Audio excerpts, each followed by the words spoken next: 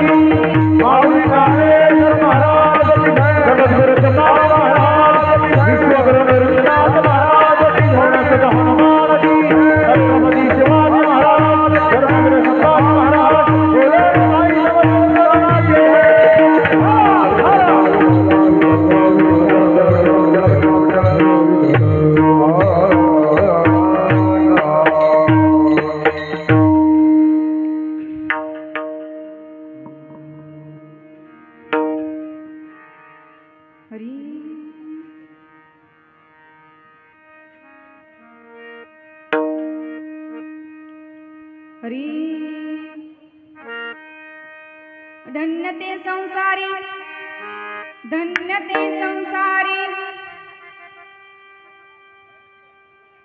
हरि हरि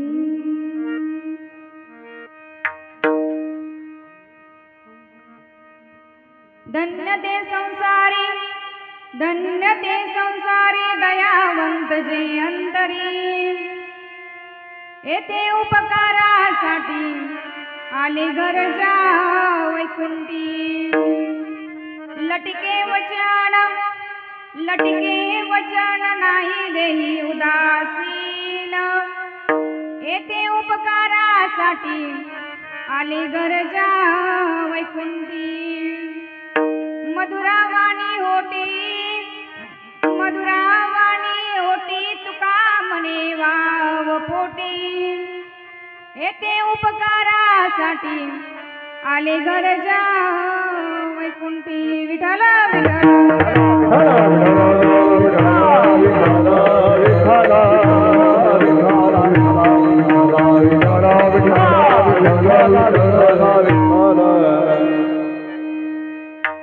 समचरण सरोज सांद्र नीला मुदामं जगननीत पाणी मंडनम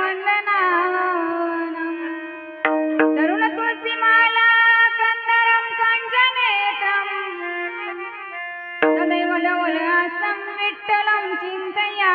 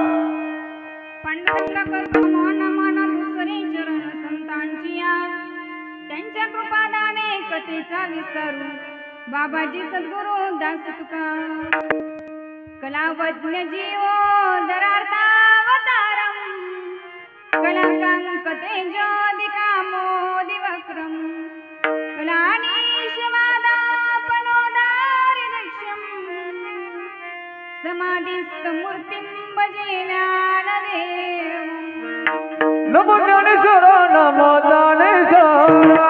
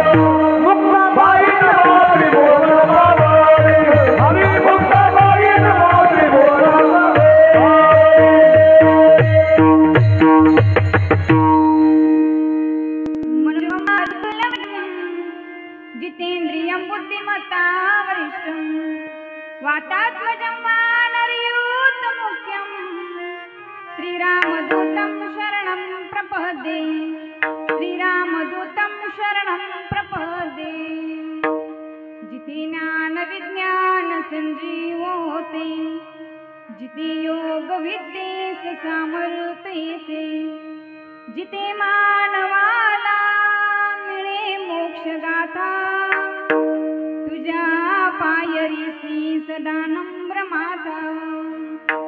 नवी फूल अश्वत्थ वृक्षासाले, तुझे गीत सवे वेद झाले.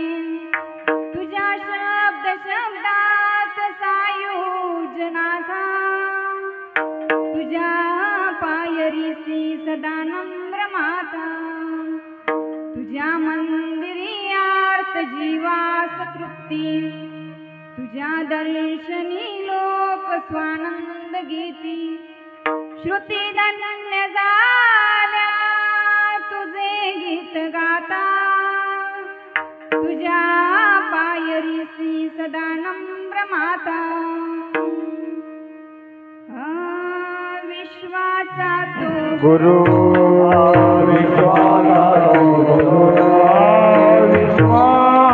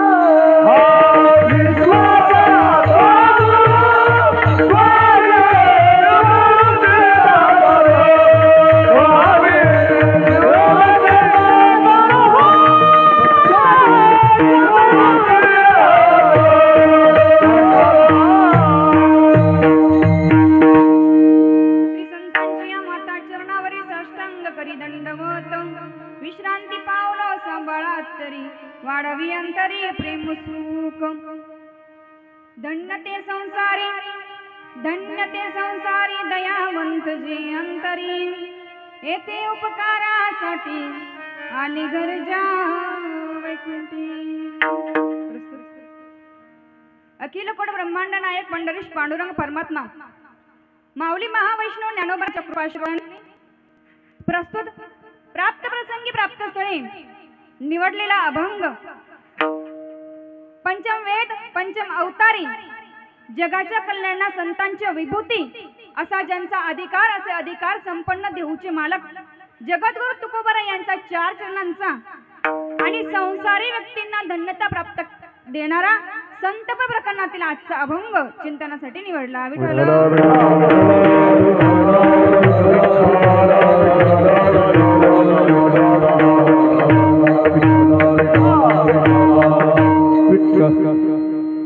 आजच्या चिंतनाकडे जाण्यापूर्वी अल्पसा परिहार असा की या शिवकृपा निवास या वास्तूची वास्तुशांती आणि आईवडिलांची तुळा याबद्दल या कुटुंबाने आयोजित केलेला हा कीर्तनाचा सोहळा निमित्त सर्वांना माहीत आहे. आणि या सुंदर सोहळ्यासाठी आज ज्यांची या कीर्तनासाठी उपस्थिती आहे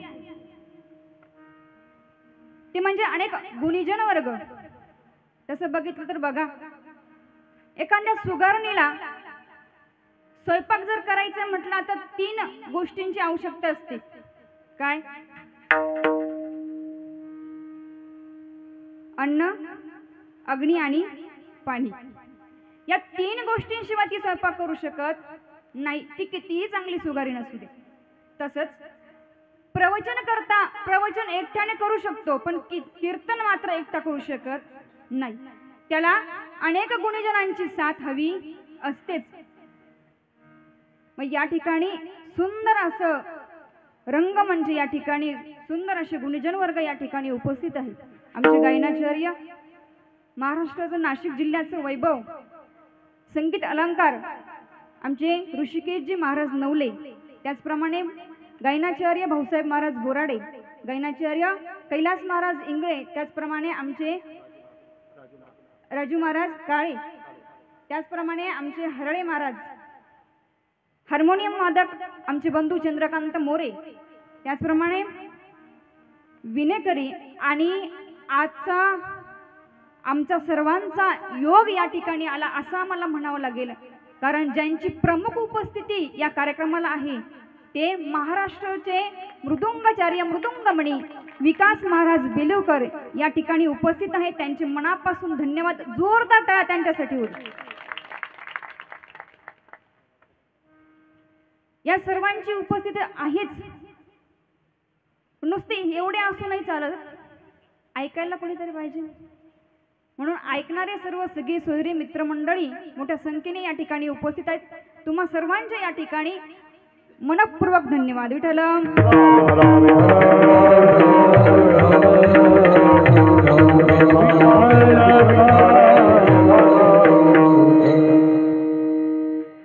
असे आता यांचं नाव राहून गेलं.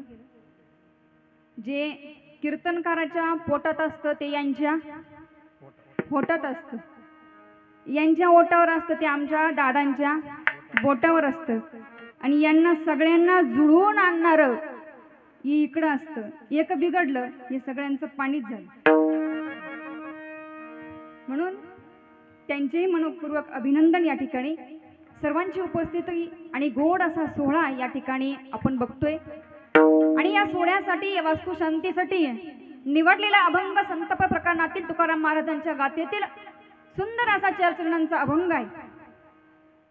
वेळ न दवडता मी लगेचच चिंतनाकडे वळते, कारण आपल्याकडे आता 12 वाजले. तुकोबराय या संत प्रकरणामध्ये सांगतायत की धन्य कोण आहे. आता आज या ठिकाणी आपण वास्तुशांतीसाठी उपलब्ध आहोत, किंवा जी तुळा आहे आई वडिलांची तुला आहे त्याबद्दल आपण या ठिकाणी उपस्थित आहोत. तसं जर बघितलं तर मनुष्य हा समाजशील प्राणी आहे. त्याला अन्न वस्त्र निवारा या तिन्ही गोष्टींची आवश्यकता असतेच. अन्न नसेल तो जगू शकत नाही, पाणी नसेल जगू शकत नाही, निवारा नसेल तो जगू शकत नाही. प्राणी असू द्या, पक्षी असू द्या, कोणीही असू द्या. अहो आमची सुगरण बघा ना, सुगरणीचा जर आपण खोपा बघितला तर किती सुंदर विणलेला असतो. म्हणजे प्राणी पशु पक्षी हे देखील निवाराशिवाय घरट्याशिवाय राहू शकत नाही. तर मनुष्याला घरटं बांधावंच लागतं. ते कसं का असेना, खोपा असेल, पत्र्याचं असेल, कौलाचं असेल, भिंती विटांचं असेल, कसं का असेना पण त्याला निवारा हा करावा लागतो. आमचे माऊली म्हणतात की आपल्या ऊन वारा आणि पावसापासून आपला आकाश मात्र संरक्षण करू शकत नाही. त्याच्यासाठी निवाऱ्याची गरज ही असावीच लागते. म्हणून या ठिकाणी जी काही आज आपण बघतो, जे आमचे अशोक काका आहे, सुंत काकू आहे, यांनी मोठ्या कष्टातून हे वैभव उभं केलं. त्यांच्या पाठीमागे त्यांचे पुत्र आमचे जितूभाऊ असतील, आमचे गणेश भाऊ असतील, त्यांनी अनेक कष्टातून आमच्या जितूभाऊंचं तो गोड कौतुक करावं वाटतं की शेतामध्ये काम करत असताना एखाद्या व्यक्तीचा फोन येतो, महाराज आम्हाला पूजा करायची. फक्त एवढा फोन झाला की शेतातलं काम सोडून लगेच त्या ठिकाणी पूजेसाठी उपलब्ध असतात. मग ही वास्तू कशासाठी केली जाते, किंवा वास्तुशांती का करावी, नवचंडी का करावी. घर तर महत्वाचंच आहे, पण त्याची वास्तुशांती सुद्धा महत्वाची आहे. नुसती कलश पूजा करून होणार नाही, तर नवचंडीची पूजा करावी लागते, वास्तुशांती ही करावंच लागते. याच्या मागे काय कारण. आपण जर बघितलं, घराचं बांधकाम करायचं असेल त्याच्यासाठी जे साहित्य लागतं, वाळू असेल, विटा असतील, हे सर्व साहित्य कुठून आणतो हे आपल्याला माहित नाही. वाळू ज्या ठिकाणून आणतो ती वाळू आणत असताना ती जागा पवित्र आहे का. कारण जागेचं महत्व खूप मोठं सांगितलेलं आहे.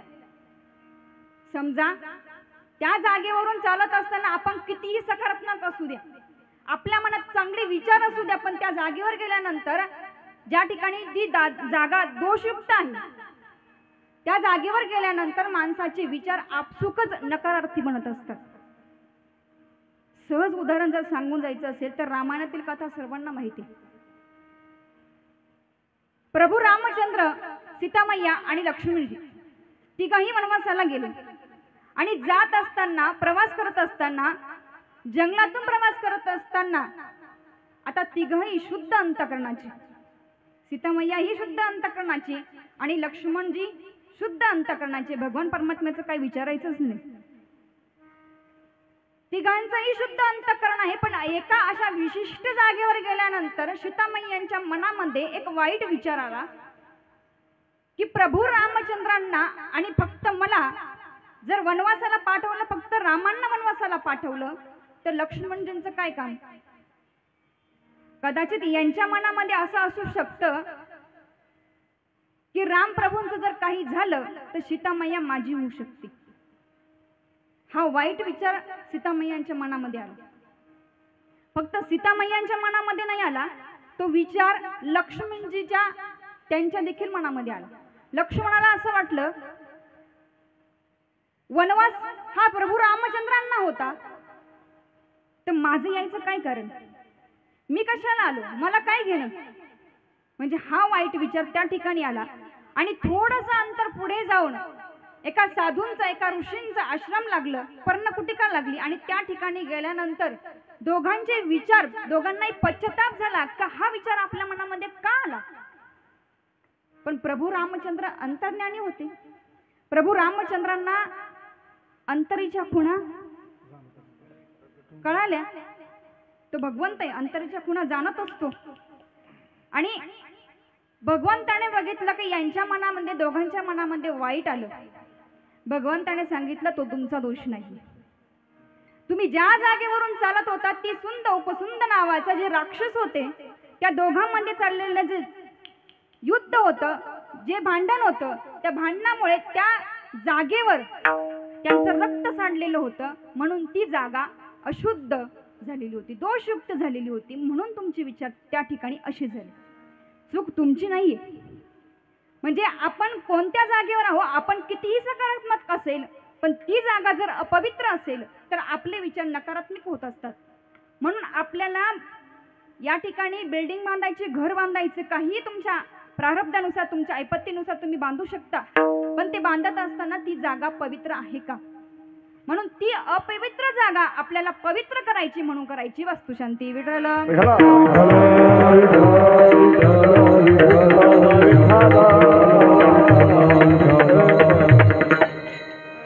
आणि हा सर्व शास्त्रांचा अभ्यास आमच्या जितूभाऊंना माहिती, त्यांना सांगायची गरज नाहीये. कारण लोकांचेच घर बांधायचे असेल, कोणती पूजा करायची असेल, तर शास्त्रानुसार ते स्वतःच काढून देत असतात.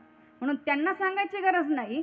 पण जगद्गुरु तुकोबराय आपल्याला या अभंगात तेच सांगतात की जे संसारी आहेत, जे संसार आहेत, त्यांना धन्य का म्हणायचं? कारण या शास्त्रांचा अभ्यास करून जो वागतो, जो धर्म म्हणून जगतो, जो संसार करूनही भगवंताची सेवा करतो, जो संसार करूनही परमार्थ करतो, त्याला धन्य म्हणावं. आणि आज मला असं वाटतं, आज जितूभाऊंना सुद्धा धन्यता द्यायला काहीच हरकत नाही. अभंगाचं पहिलं. धन्य ते संसारी, धन्य ते संसारी, धन्य संसारी,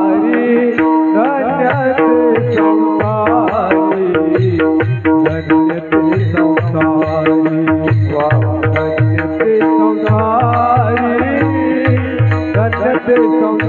संसारी, धन्य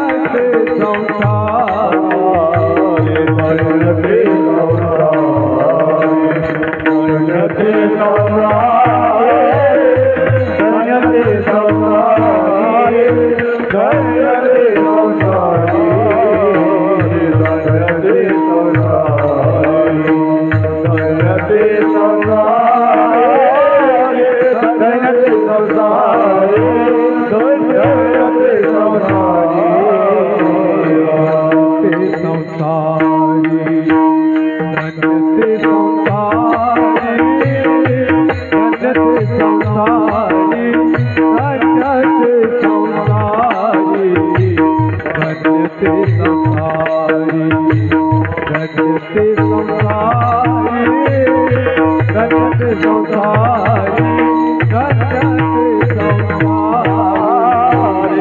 धन्य ते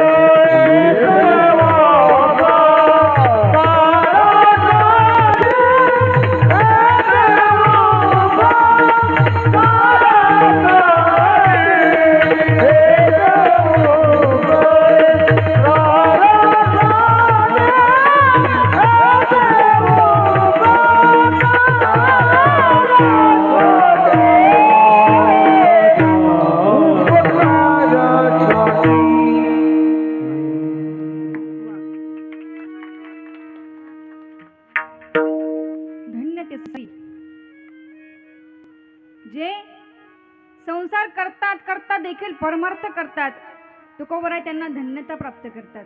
किती धन्यवान आहे. संन्यासी योगी पुरुष यांच्या मागे संसाराचं टेन्शन नसतं, फक्त भगवंताचं भजन करायचं. पण संसारात असूनही जो भगवंत परमार्थ भजन करत राहतो त्याला तुकोबरायांनी धन्यता दिलेली आहे. आणि या ठिकाणी या सोहळ्याच्या निमित्ताने मी आज धन्यता दिली या कुटुंबाला. कारण वास्तुशांती जर म्हटलं तर सगळ्या गोष्टींचा विचार करावा लागतो. मी आधीच सांगितलं की जागेचा विचार करावा लागतो. जागा झाल्यानंतर आपण ज्या ठिकाणून विटा आणतो किंवा वाळू आणतो, आता समजा वाळू आणायची आहे, वाळू आणत असताना ती जागा कशी तुम्हाला माहिती आहे का? ती जागा कशी तुम्हाला माहित नाही. यदा कदाचित वाळू आणत असताना आता ती नदीतून आणावी लागते, बरोबर ना? नदीतून आणायची म्हटल्यानंतर एखाद्या व्यक्तीने त्या ठिकाणी जीव दिलेला असेल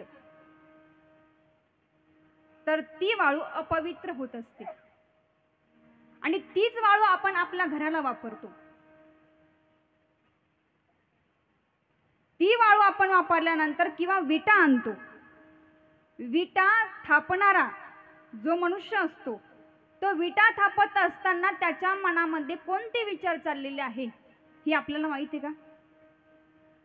त्याच्या मनामध्ये नकारात्मक विचार जर चालू असतील तर ते गुण त्या विटांमध्ये येत असतात आणि त्याच विटा आपण आपल्या घरांना वापरत असतो. तेच काय, जर आपल्याला त्या ठिकाणी बांधकाम करायचंय आणि बांधकाम करत असताना यदा कदाचित त्या ठिकाणी एखादं झाड आहे, त्या झाडावर पक्ष्यांचं घरटं आहे, पक्ष्यांच्या घरटामध्ये अंडे आहे, पिल्ल आहे आणि आपण ते झाड तोडलं, झाडाचं तर पाप लागतच. पण झाड तोडल्यानंतर जे घरटं आहे, जे अंडे आहेत ते सुद्धा त्या ठिकाणी पडले जातात. विचार करा, दुसऱ्यांचं घरटं पाडून आपलं घरटं त्या ठिकाणी उभं करायचं, किती मोठं महापातक आपल्या नशिबी लागतं. मग हे पाप आपल्याला लागू नये म्हणून उदक शांती करायची असते, म्हणून वास्तू शांती करायची असते. समजा त्या जागेवर अनेक किड्या मुंग्या आहे, मुंग्यांचे जर वारुळ बघितले आपण, असंख्य लाखो प्रकारच्या अनेक असंख्य मुंग्या त्याच्यामध्ये असतात. किती दिवसांपासून ते अन्न त्या ठिकाणी जमा करत असतात आणि ते घरटा आपण क्षणामध्ये त्यांचं पाडून टाकतो, उद्ध्वस्त करतो. किती मुंग्यांना आपण हाताने मारून टाकतो. ते पाप आपल्याला लागतं, ते पाप त्या जागेला लागतं. म्हणून करायची असते वास्तुशांती. विठ्ठल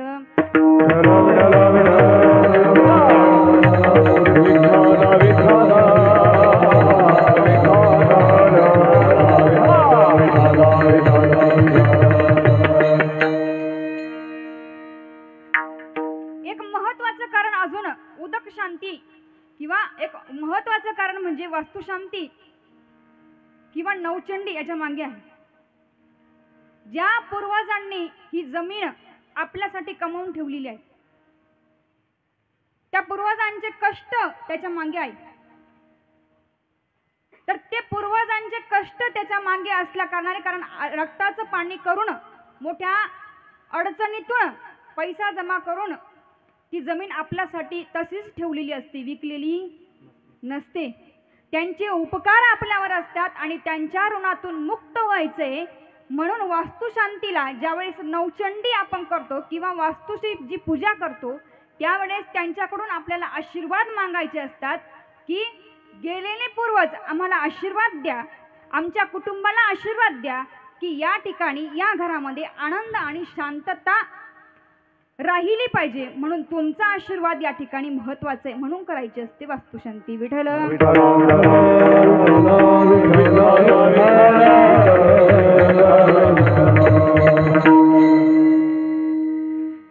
नवचंडी जे 9 ठिकाणी गणेश मंडळापासून सर्व पूजा त्या ठिकाणी मांडलेली असते. आपण जर बघितलं तर गुरूंनी सर्व पूजा मांडलेली आहे, उत्तम प्रकारची सुंदर प्रकारची पूजा त्या ठिकाणी मांडलेली आणि ते 9 घट त्या ठिकाणी मांडलेले असतात, 9 मंडळ त्या ठिकाणी मांडलेले असतात. जो मध्यभागी होम केला जातो तो कशासाठी, ज्यावेळेस त्या होमाची जो धूर असतो तो धूर घरामध्ये पूर्ण त्या ठिकाणी पूर्ण आसपासचा परिसर हा पवित्र करत असतात, कारण त्या ठिकाणी सर्व प्रकारच्या वस्तू त्या होमामध्ये टाकलेल्या असतात आणि ती नवचंडींची पूजा झाल्यानंतर सगळे दोष त्या घरामधून निघून जात असतात आणि त्या ठिकाणी आपल्याला घरामध्ये शांतता असायला हवी. आपण म्हणतो ना घरामध्ये शांतता पाहिजे, चिडचिड घरामध्ये नको, कोणतंही दुःख घरामध्ये नको. आपल्या मुलांची प्रगती व्हायची असेल, कुटुंबाची उन्नती व्हायची असेल तर वास्तुशांती करावी किंवा नवचंडी करावी. विठ्ठल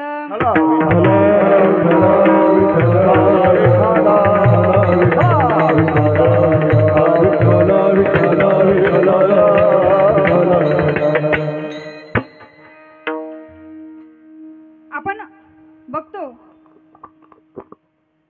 की वास्तुशांती का करावी, नवचंडी का करावी, कारण असं आहे ज्या वेळेस सर्व पूजा आपली परिपूर्ण होते आणि पूजा पूर्ण झाल्यानंतर ती वास्तू त्या घरातल्यांना जे काही बोलतील त्याच्यावर ते तथास्तु करत असतात.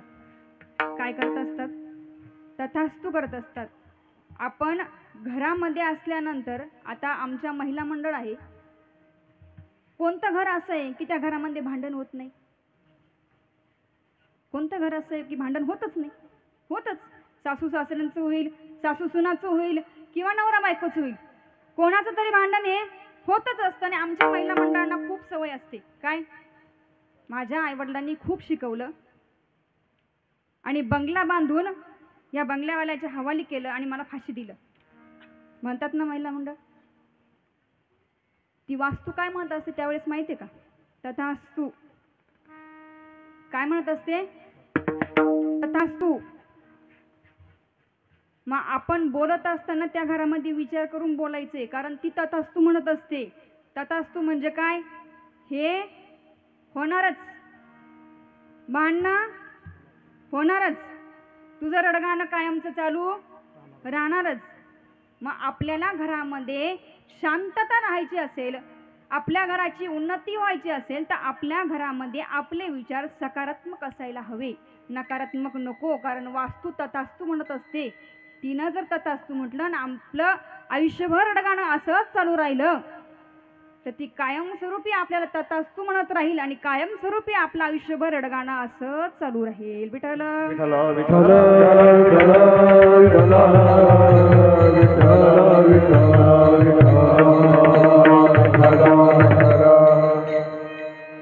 म्हणून संत मंडळी किंवा तुकाराम महाराज या अभंगामध्ये धन्यता कोणाला देतात की जे संसार करून आपल्या धर्माचं रक्षण करतात, आपल्या कुटुंबाचं रक्षण करतात. एवढंच नाही, त्यांच्या मनामध्ये दयावान दयावंत जे असतात.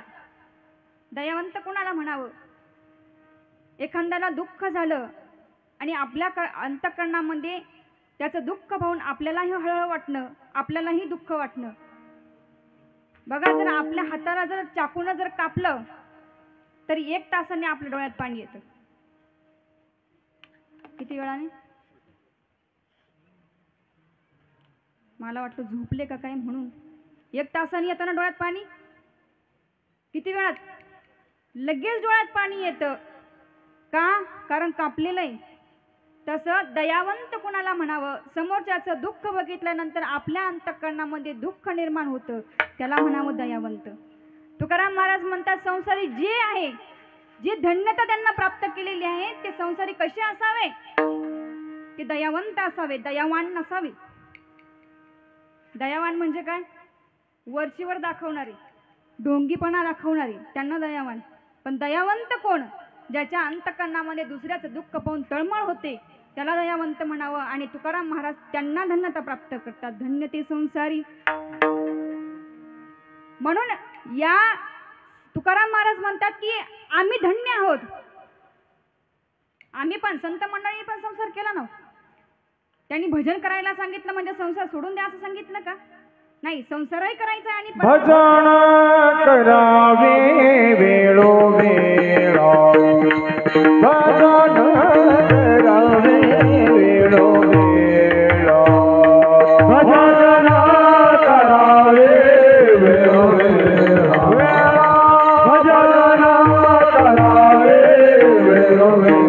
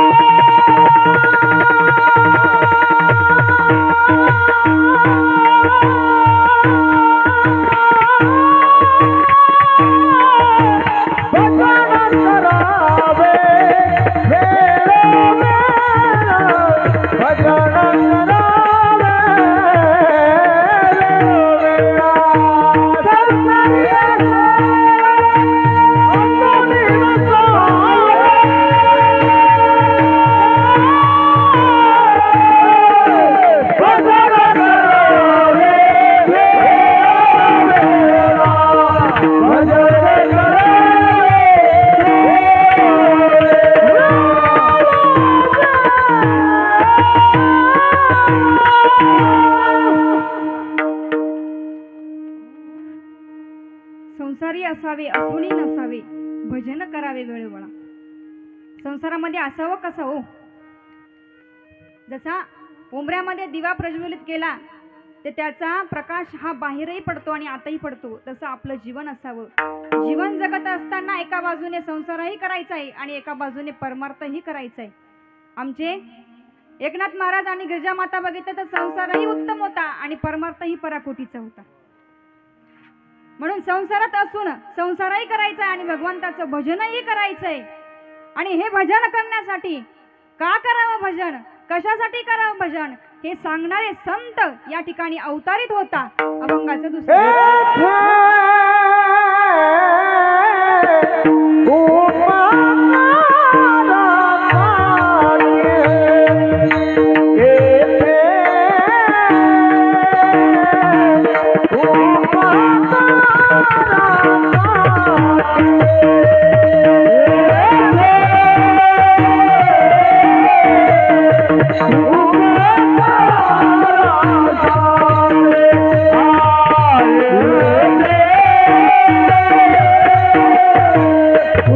Oh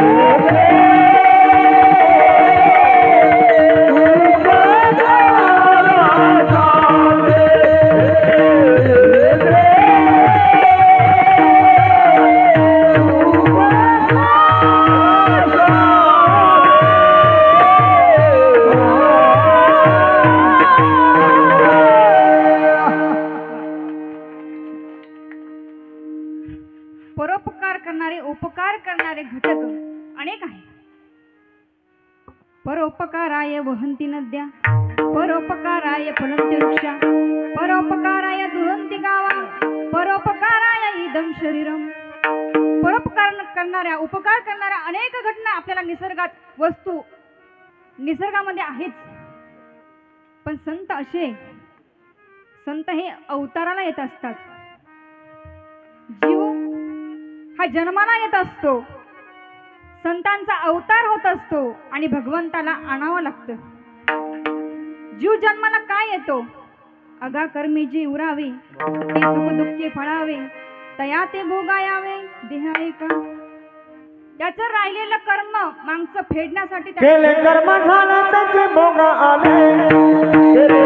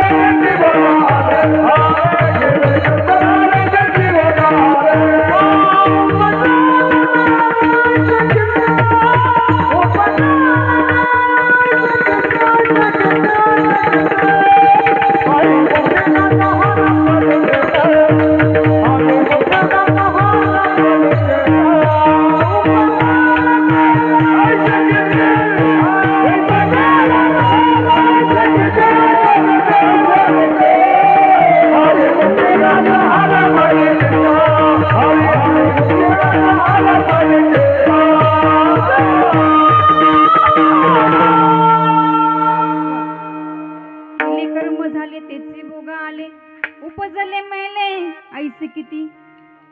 जीव असे की त्याला राहिलेलं कर्म भोगावं लागतं. पाप पुण्य करून जन्म येतो प्राणी, त्याला यावं लागतं, जन्माला यावं लागतं, मात्र भगवंताला आणावं लागतं.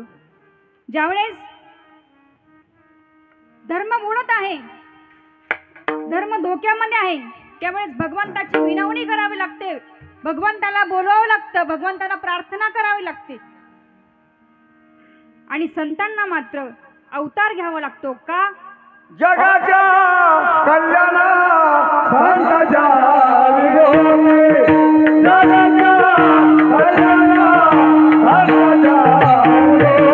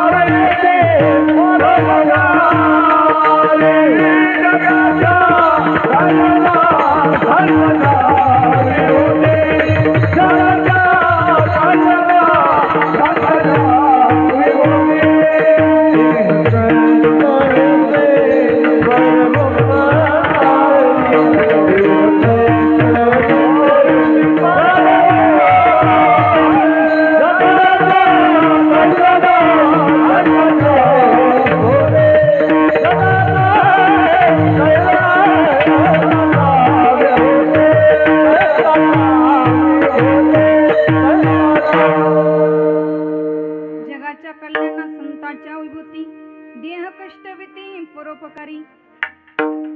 जगाच्या कल्याणाकरता संतांना असं वाटतं की हे जीव कुठेतरी आडमार्गाने चाललेले आहेत, त्यांचा रस्ता चुकलेला आहे आणि योग्य रस्त्यावर त्यांना आणायचं आहे, म्हणून संत अवताराला येत असतात. आता जर बघितलं, देव आणि संत यांच्यामध्ये काय फरक हो? देवते संत, देवते संत, निमित्त त्या प्रतिमा. भगवंत म्हणतात देवभूमी वेगळी आहे आणि आपली ही महाराष्ट्र भूमी ही संतांची भूमी आहे आणि या ठिकाणी संत अवतारित झाले. आमच्या जगद्गुरु तुकोबारायांनी देखील या या ठिकाणी अवतार धारण केला. देहू अशा या पवित्र ठिकाणी आमच्या बोलोबा काकांच्या आणि कणकाई मातेच्या पोटी आमच्या तुकोबरायांनी जन्म घेतला. पण ते तुकोबराय कोण हो? ब्रह्माचा अवतार. आपण जर वेदामध्ये बघितलं तर वेदामध्ये ब्रह्म कोणाला म्हणतात? ब्रह्म हे सगुण आहे की निर्गुण आहे? वेद काय सांगतं? ब्रह्म हे निर्गुण आहे वेद सांगतं. पण ज्याला तुकाराम बघायचे आहे त्याने आमच्या पवित्र अशा देहू या ठिकाणी जावं आणि देहू या ठिकाणी त्या मंदिरामध्ये जी मूर्ती आहे ती आमचं सगुण असं ब्रह्म आहे. ते ब्रह्म या महाराष्ट्रामध्ये अवतारित झालं. पंचम अवतारी असं तुकोबरायांना म्हणतात. आणि असे तुकोबराय या ठिकाणी अवतार धारण करून या जगाला ज्ञान देत आहेत. जेथे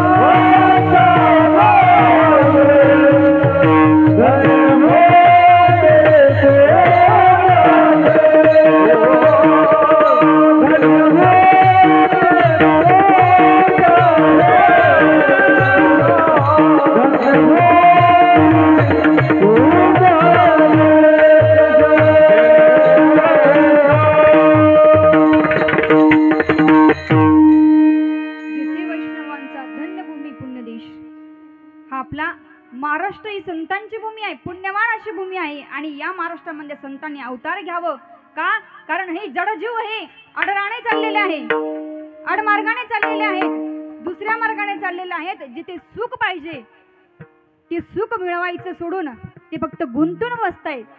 आणि या संसारामध्ये नुसतं गुंतून बसायचं नाही, तर संसार करता करता भजन करायचंय, परमार्थ करायचंय. संसाराचा धंदा जन्मभरी केला, मुखी नाही आले कधी राम नाम, मुखी नाही आले कधी राम नाम.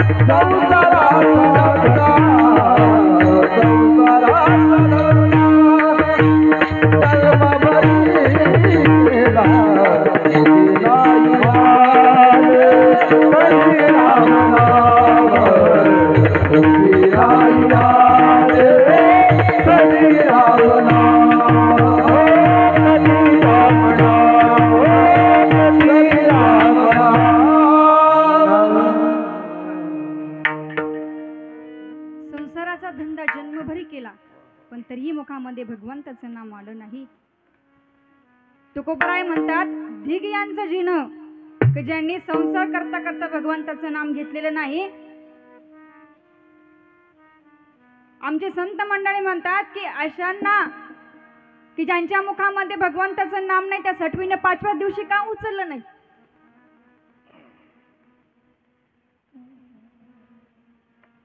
ज्यांना भगवंताचं नाम घ्यायचं नाही, कारण सटवी जर माहिती तर नशीब लिहून जाते. मग तिला माहित होतं ना का भगवंताचं भजन करणार नाही, तिने ठेवलंच कशाला? आणि तुकोबराय म्हणतात की जे भगवंताचं भजन करतात आणि संसारही करतात, धन्य ते संसारी. हे संसारी धन्य आहेत. जे तुकोबराय या ठिकाणी तत्वज्ञान ज्या लोकांना समजत नव्हतं ते तत्वज्ञान आपल्या डोळ्यासमोर आणलं, आपल्याला वाचता येईल, आपल्याला समजत, जे तत्वज्ञान आपल्या समोर तुकोबाराय. आणि आज महत्वाची गोष्ट म्हणजे आज तुकाराम बीज आहे. पवित्र अशा दिनी आजचा हा सोहळा, तसं बघितलं तर मी हा अभंग त्याच्यासाठीच निवडला. सुरुवातीला धन्य ते संसारी पण सांगायचे, वास्तुशांती पण सांगायची, आणि आज तुकाराम बीज पण सांगायचं, नंतर तुळा पण सांगायची. आज तुकाराम बीज. जगाच्या कल्याणा संतांच्या विभूती, जगाच्या कल्याणासाठी ज्यांनी अवतार घेतला, धारण केला, जगाला ज्ञान दिलं, उपदेश केली, प्रार्थना केली, पण तरी जग चांगल्या मार्गाला लागलेलं. उत्तरार्ध तुम्ही बोला. चांगल्या मार्गाला लागलेलं नाही, अजूनही लागलेलं नाही. संत मंडळींनी वेळोवेळी उपदेश केला, जागा करण्याचा प्रयत्न केला. अरे आता जागा रे भाई नो जागा, आता जागा रे भाई नो जागा, आता जागा रे भाई नो जागा, आता जागा रे भाई नो जागा, आता जागा रे भाई नो जागा, जागा रे भाई नो जागा, जागा रे भाई नो जागा, आता जागा रे भाई नो जागा, आता जागा रे भाई नो जागा, आता जागा रे भाई नो जागा, आता जागा रे भाई नो जागा, आता जागा रे भाई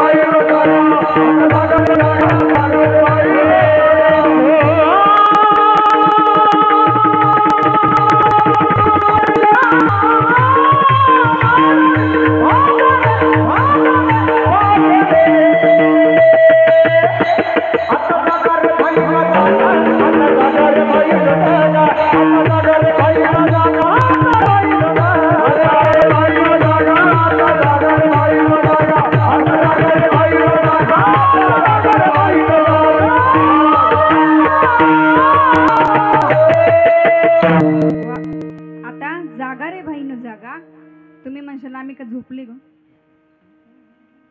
सगळे दिसतंय देहाने ते, पण आपल्या अंतःकरणामध्ये भगवंताचं भजन अजूनही नाहीये.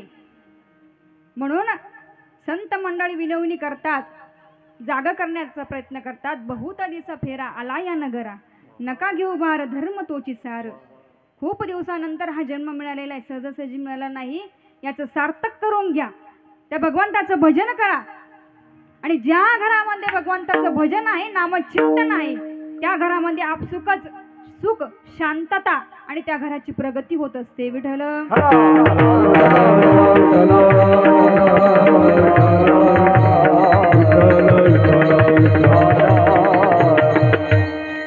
असे जगद्गुरु तुकोबराय. समाजाला जरी अजूनपर्यंत कळालं नाही, शिवा देऊन बघितल्या, उपदेश करून बघितलं, सगळं काही करून बघितलं, आणि आता तुकोबरायांना असं वाटतं आता यांच्या पायाला तरी लागावं.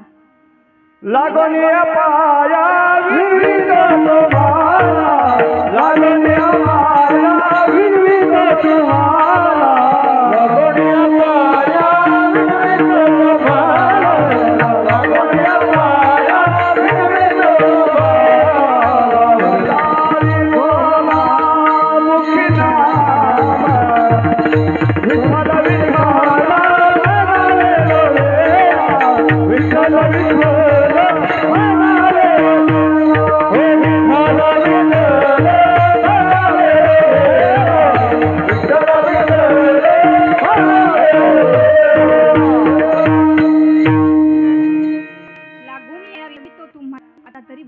विठ्ठल म्हणा, वेळोवेळी विठ्ठल म्हणा, कारण हे आडराणाने चाललेला मार्ग आहे. मार्गाला जाऊ नका, कधीच जाऊ नका या मार्गाने. आणि त्या मार्गाने तुम्ही गेला, तुमच्या मोक्षापर्यंत पोहोचणार नाही, तुमच्या सत्यापर्यंत तुम्ही पोहोचणार नाही. म्हणून संसार करता करता भगवंताचं भजन करायचं असे जगद्गुरु तुकोबराय सर्वांना सांगून गेले. आणि असे जगद्गुरु तुकोबराय यांनी आज जर आपण देहूला बघितलं तर सर्वांच्या नजरा या देहूकडे लागलेल्या आहे. जो आमचा वृक्ष आहे, कोणता? नांदुरकी वृक्ष. सर्वांचे डोळे त्या नांदुरकी वृक्षाकडे लागलेले आहेत. का? कारण जगद्गुरु तुकोबरायांचं कार्य संपल्यानंतर पांडुरंग त्यांना बोलावतो. एकादशी पासून ते आजच्या दिवसापर्यंत कंप्लीट 8 दिवस भगवंत तुकोबरायांची वाट बघतात. भगवंत म्हणतात की त्या नांदुरकी वृक्षाखाली आता जर बघितलं आपण तर सतत भगवंताचं भजन, भगवंताचं नामचिंतन, आयुष्यभर भजन केलं आणि आगल्या दिवशी तुकोबरायांच्या स्वप्नामध्ये भगवंताने जाऊन सांगितलं की आम्ही तुमची वाट बघतोय, आता 1 दिवस राहिला, रात्रभर तुम्ही भजन करून घ्या आणि भजन झाल्यानंतर दुसऱ्या दिवशी सकाळी आपल्याला वैकुंठाला जायचं. तुकोबरा म्हणावं भजन करावं आणि सकाळी म्हणावं आवली चलती का ग वैकुंठाला? आवली म्हणते रोजचंच रडगाणं, वैकुंठाला चला वैकुंठाला चला. इथं म्हैस प्रसूती लावायला आली आहे, तिला कोण बघणार? तुमच्याबरोबर येऊन काय करू? रोजच टाळ कुटायचा धंदा. आता रोजच तुकोबराय म्हणायचे चला वैकुंठाला चला वैकुंठाला. आजही म्हणत असतील चला वैकुंठाला. आवलीने लक्ष दिलं नाही. पुढे जाऊन आवलीने जोरात आवाज दिला, जा पण लवकर या. ते मात्र येण्यासाठी चालले नाही. सगळे 14 टाळकरी त्यांच्या सोबत आहे, भट्ट देखील सोबत आहे, सगळे सोबत आहे, गंगाराम मवाळ आहे, सर्व सोबत निघाले.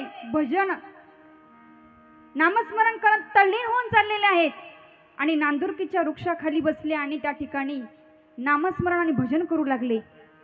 आणि त्याच ठिकाणी तुकोबराय मात्र गुप्त झाले. गेला तो विमाने पैसो आला तो विमाने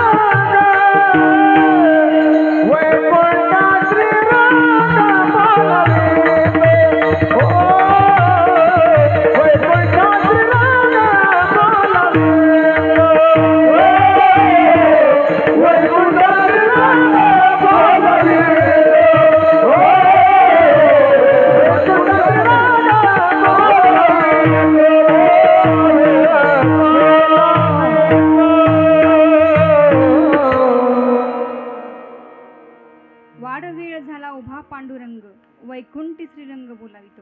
तो पांडुरंग 8 दिवसापासून एकादशी पासून तुकोबरायांची वाट बघतोय. चला आता वेळ झाला, तुकोबराय आता वैकुंठाला चला, तुमचं कार्य संपलेलं आहे. आणि आजच्या फाल्गुन वद्य द्वितीयेला तुकोबराय सदैव वैकुंठाला निघून गेले. याच्यावरती अनेकांचा आक्षेप आहे की भगवंताने यावं, भगवंताने विमानामध्ये बसवावं आणि घेऊन जावं. याच्यावरती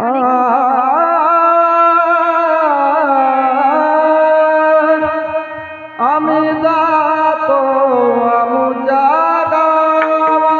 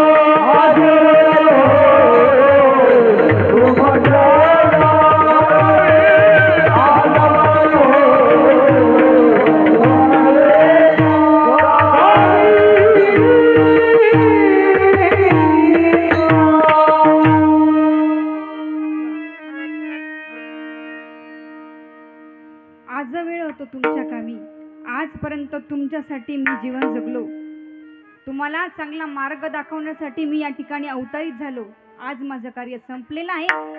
अंत का तुका म्हणे विठो आम्हाशी पावला, पुढी सहित गुप्त झाला तुका. पुढी सहित स्वतः पांडुरंग त्यांना घेण्यासाठी आले आणि वैकुंठाला घेऊन गेले. याच्यावरती अनेकांचे संशय आहेत. अनेक जण म्हणतात कदाचित त्यांचा मृत्यू झाला असेल, भजन करता करता कुठेतरी पडले असतील, त्यांचं शरीर नासलं असेल, कुजलं असेल आणि त्याचं विघटन झालं असेल. असे अनेक जण, ज्यांचा संतावर विश्वास नाही, ज्यांचा परमार्थावर विश्वास नाही, असे अनेक जण बोलत असतात. पण आज जर देहूला जाऊन बघितलं तर आमच्या वारकऱ्यांच्या मनामध्ये, अंतःकरणामध्ये तुकाराम तुकाराम आणि ज्ञानोबा ज्ञानोबा शिवाय काहीच नाही. तिथे जर जाऊन बघितलं, सर्वांच्या नजरा या नांदुरकी वृक्षावर आहे. आणि का ज्यावेळेस तो नांदुरकी वृक्ष हलेल त्यावेळेस समजायचं आज वैकुंठ गमन झालं. विठ्ठल विठ्ठल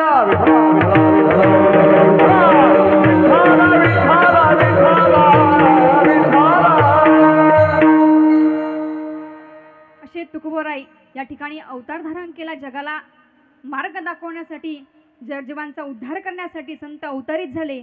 आणि या अभंगामध्ये जगद्गुरु तुकोबाराय ते सांगतात, बाबांना संसार करा, पण संसार करता करता दयावान व्हा. अंतःकरणामध्ये माया ममता असू द्या, जगाला समाजाच्या उपयोगी पडाल असं कार्य करा. जरी संसार करायचा आहे पण संसार करता करता परमार्थही करा. आणि एवढं करत असताना कोणाला दुःख होईल असं कधीही बोलू नका. अभंगाचं तिसरं शरण. लटी के वचन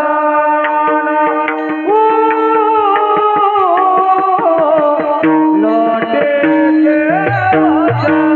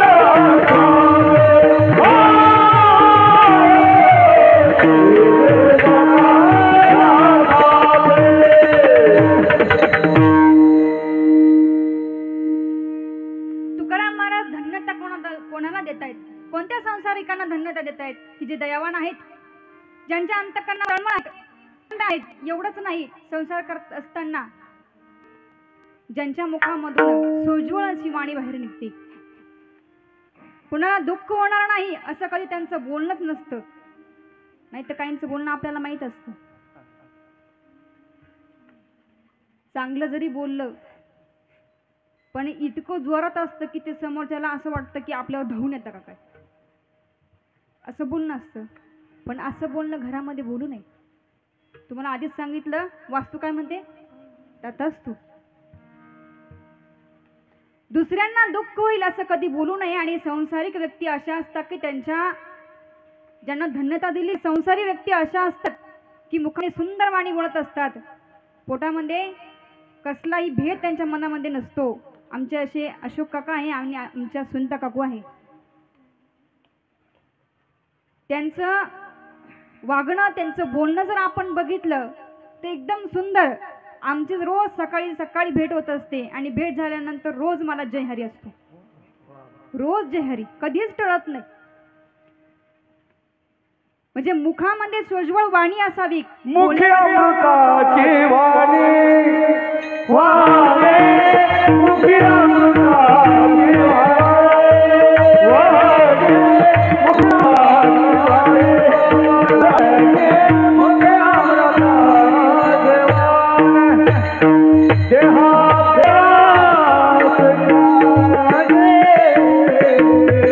देव देवाचे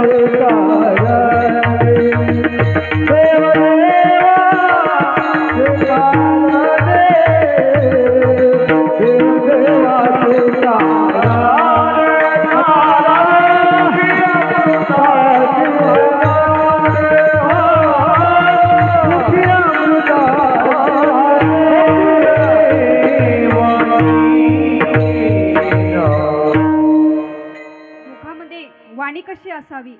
साच आणि मवाळ, मितुले आणि रसाळ शब्द हे असे कोणाला दुखावणार नाही असे कधीही शब्द असे बोलू नये. आणि घरात वावरत असताना, कुटुंब जोपासत असताना देखील ज्या घरामध्ये मोठी व्यक्ती आहे त्या मोठीचं बोलणं एवढं शुद्ध आणि चांगलं असेल तर मला वाटतं त्या घरामध्ये कधीच भांडणं होणार नाही.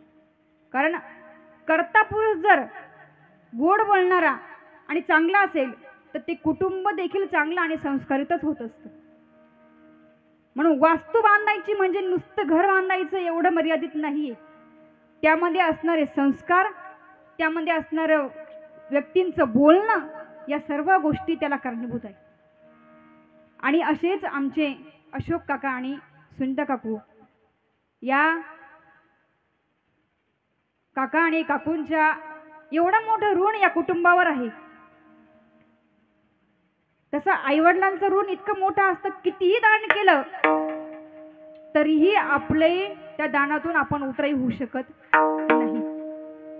कितीही करा, कारण मातृदेव भव आणि पितृदेव भव असा सांगितलेला आहे. मातेला आणि पितांना देवापेक्षाही श्रेष्ठ मान आहे. त्यांचे उपकार आपल्यावर एवढे आहे की आपण त्या उपकारातून उतराईच होऊ शकत नाही. आई वडिलांवर अनेक कविता आहेत, त्या सर्व कविता त्यांच्या पुढे फिके वाटतात. केले उपकार सांगू मी काय,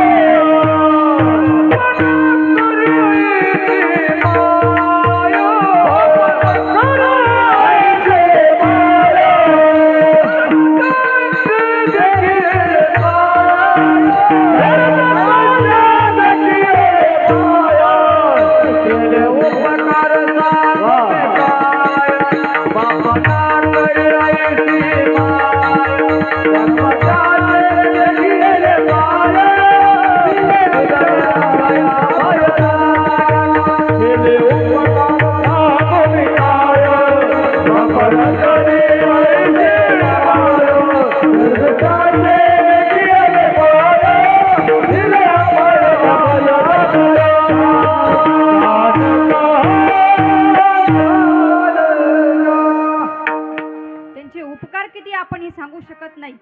आज काका आणि काकूंनी एवढे उपकार या कुटुंबावर करून ठेवले. आज जरी वास्तू या ठिकाणी बांधलेली असेल पण वास्तू फक्त जितू भाऊ आणि गणेश भाऊ बांधू शकत नाही. त्याच्यामुळे त्यांच्या आई वडिलांचे अपार कष्ट आहे आणि या अपार कष्टांतून आज एवढे कष्ट असताना जमिनीचा एक तुकडाही त्यांनी विकलेला नाही. एवढ्या कष्टातून त्यांनी घर उभं केलं, एवढ्या कष्टातून मुलाबाळांचं शिक्षण केलं. एवढे मोठे कष्ट त्यांच्यावर, ते उपकार त्यांच्यावर आहे आणि आईवडिलांच्या या उपकारातून, या ऋणातून उतराई व्हायचं म्हणून काहीतरी दान करावं लागतं, त्याला म्हणतात तुला. आणि ही तुला ही प्रक्रिया किंवा ही गोष्ट कधीपासून आली तर राजा हरिश्चंद्र आणि ताराराणी यांच्या काळापासून ती आलेली आहे. कारण राजा हरिश्चंद्र यांच्याकडे वशिष्ठ ऋषींनी दान मागितलं, सर्व राज्य मागून घेतलं, राज्यच काय पण ताराराणीलाही मागून घेतलं, देवीदासालाही मागून घेतलं. कथा सांगायची गरज नाही, सर्वांना माहीत आहे.